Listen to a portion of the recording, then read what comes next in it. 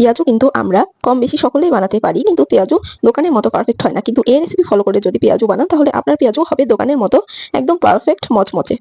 এর জন্য আমি নিয়ে নিচ্ছি হাফ কাপ ডাল বাটা। এখানে আমি 3 রকমের ডাল বাটা মিক্স করে নিয়েছি, মসুর, খেসারি আর অ্যাঙ্কার। এবার দিয়ে দিলাম 2 টেবিল স্পুন চালের গুঁড়া। তারপর অ্যাড করে দিলাম 1 কাপ পরিমাণ পেঁয়াজ কুচি আর 2টো কাঁচামরিচ কুচি কুচি করে কেটে রেখেছিলাম সেটা।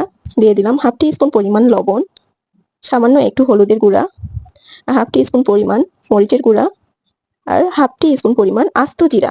এটা দিলে পেঁয়াজুর টেস্ট অনেক চেঞ্জ হয়ে যায় আর অনেক মজা হয়। দিয়ে দিলাম সামান্য একটু মরিচের গুঁড়া। এইবার খুব ভালোভাবে মেখে নিতে হবে। খুব ভালোভাবে মেখে নেওয়া হয়ে গেলে আমি চুলায় একটি কড়াইয়ে পরিমাণ মতো তেল দিয়ে ভালো মতো গরম করে নিয়েছি। এবার আমি একটি একটি করে পেঁয়াজও দিয়ে দিব। এই যে দেখুন আমি পেঁয়াজের শেপটা কিভাবে দিচ্ছি। এই তো দিয়ে দিলাম।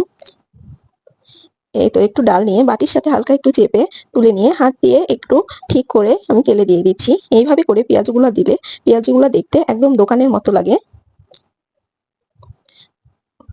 এইবার এক পিঠ যখন একটু শক্ত হয়ে আসবে ঠিক সে পর্যায়ে আমি উল্টে দিচ্ছি। আর পেঁয়াজগুলো অবশ্যই অল্প আঁচে ভাজবেন। অল্প আঁচে ভাজলে পেঁয়াজগুলো মচমচে হয় আর দীর্ঘ সময় পর্যন্ত এর ক্রিস্পিনেসটা বজায় থাকে। সবগুলো উল্টে দেওয়া হলে আমি আবারও কিছুক্ষণ এটাকে ভেজে নিব। আমি আবারও উল্টে দিচ্ছি কিছুক্ষণ পরে। এই তো সব পেঁয়াজগুলো যখন উল্টে দেওয়া হয়ে যাবে আমি আবারও কিছু সময় অপেক্ষা করব পেঁয়াজগুলা একদম লাল লাল হয়ে আসা পর্যন্ত। পেঁয়াজগুলো অবশ্যই অল্প আঁচে ধীরে ধীরে ভেজে নিতে হবে, তা না হলে পেঁয়াজি যে আসল ক্রিস্পি ভাব সেটা আসবে না। এই তো আমার পেঁয়াজি হয়ে গেছে।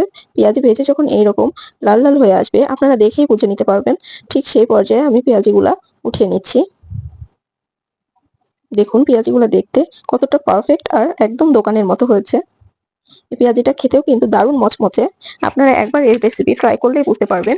এই রেসিপিতে আপনি যাকে পেঁয়াজু বানিয়ে খাওয়াবেন সে আপনার কাছে রেসিপি জিজ্ঞেস করবে।